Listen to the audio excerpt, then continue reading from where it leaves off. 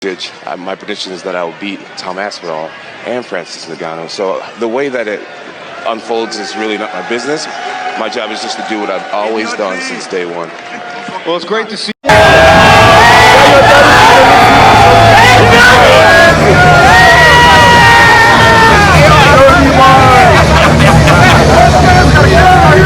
Respect. But who's not going to happen? We're over here. Over there. You know you don't want no smoke. You're not one of them. The one true king. Listen, and that one that's true. You know that. I've always been here. Today I started this. And I'm gonna die. Anyway, we'll see. We could have solved, but you know. Oh no, you sit back for 3 years. I had to get to a good enough size to kick your ass. That took you 3 years. 3 years long that happened. I'll always be down for fight you, but don't do that stuff. But I want you. I want to come down.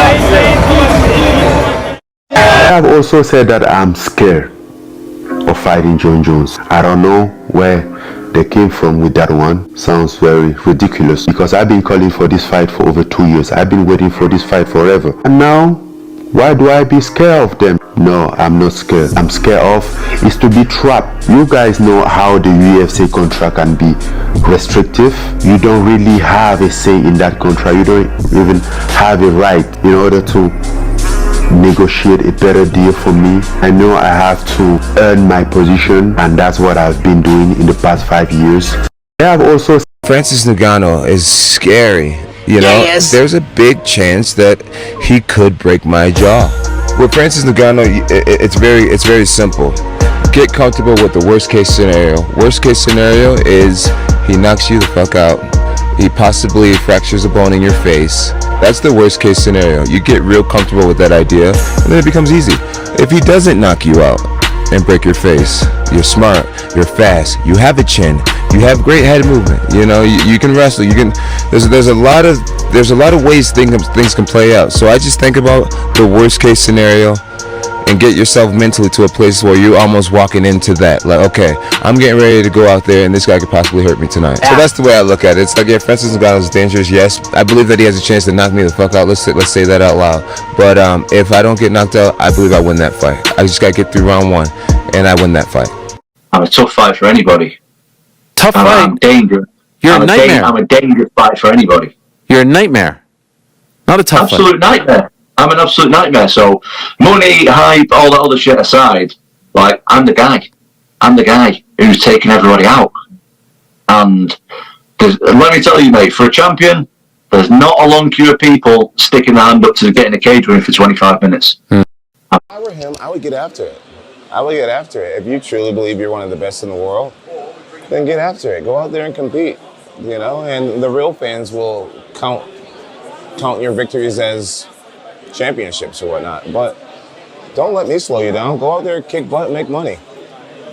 I spoke to our manager this morning, and he told me that he was on the phone last night to the UFC staff, the UFC matchmaker, and the matchmaker asked if I would be interested in fighting Stipe.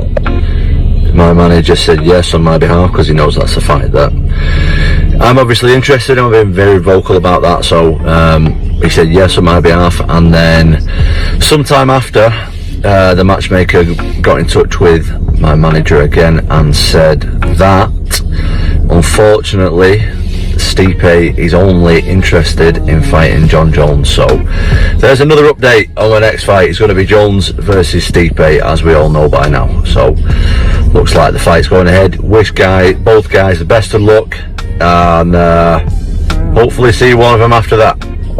Let me say one thing about fucking Jon Jones. Greatest fighter in the world. But Jon Jones sucks, you guys. He failed the most drug tests. He fucking beat his wife bloody. He hit a pregnant lady and drove off, breaking her arms. So my thing is, yes, you could have been the greatest fighter, but with how many drug tests you failed. I beat you after a weekend of cocaine. Like, it's not right. It's not right. Jon Jones should never be allowed to fight in the UFC again. It's a mockery that they let him fight. I think the Stipe fight will be plenty for me. I feel like I don't really have much to prove after beating Stipe Miocic. I've been in the game for a long time, and fighter years, I'm an old guy. I've been training for a long time, been in the game for a long time, and got some small injuries, and I just really want to be around. I want to be around for my family. I want to be around for my kids. I want to be able to play with my kids and have a good head on my shoulders and joints that work. And so, yeah, I can see it coming to an end really soon, and I'm happy with that. I'm really proud of my career. I do believe a Francis Ngannou fight would be worth entertaining, not retiring. I think a Francis fight would come with some serious revenue, and that would make it worth my while. Francis is a former champion. He's pretty damn popular here in America, and it would bring in a lot of money. I think. Jon Jones was training last night, got injured, he was wrestling, and he tore the tendon that connects your pec to the bone, off the bone. 8 months. Crying and shit, and dude, your kids are gonna see that, for Christ's sakes. Back of the fucking queue. Fair enough. Don't give a fuck.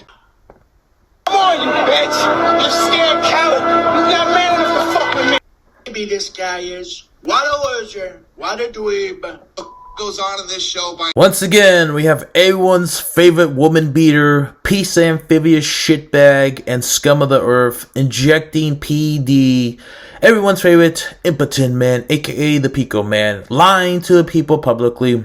What a freaking sociopath, what a narcissist, and obviously what a psychopath. So if you guys actually believe that this guy was telling you guys the truth, you are a bunch of mongoloids and Patrick Stars. This man is scared to death to fight Francis, because Francis will flatline his ass. He's scared to death to fight Tom Aspinall. He wants to fight old ass, last stop Muchacho, who will get his ass kicked. The man's 150 years old. He's older than Romero. There's no chance in hell he's ever going to fight Tom Aspinall. Tom Aspinall is trying to make the fight happen, Pico Man, but obviously you're not making the fight happen because you're a bitch. And why is Muchacho even getting a fight in the first place? He got knocked out by Francis. The man hasn't beat anyone since Carl Winslow, people. This is a complete joke.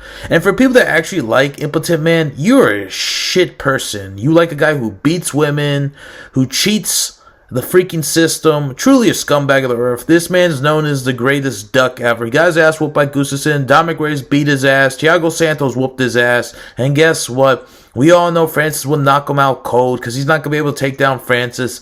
But then again, you have all these Jon Jones grizzly glazers that you guys all stick hot dogs in your mouth. And we know what you do. You use your backwash. You guys are a pathetic human being, a sad excuse of anybody that actually likes this scum of the earth. So at the end of the day, he will beat Muchacho, retire, and then he's going to shit on Tom Aspinall for the rest of his career. Say, well, you ducked me, you never fought me. Guess what, pussy? The only one that you're ducking is Tom Aspinall, the right #1 contender to vacate the Infinite title and actually unify the titles. That's what you do when you're a champion. But then again, you're scared enough to fight a young gun. So we know who the real duck is out. I'm out, boy.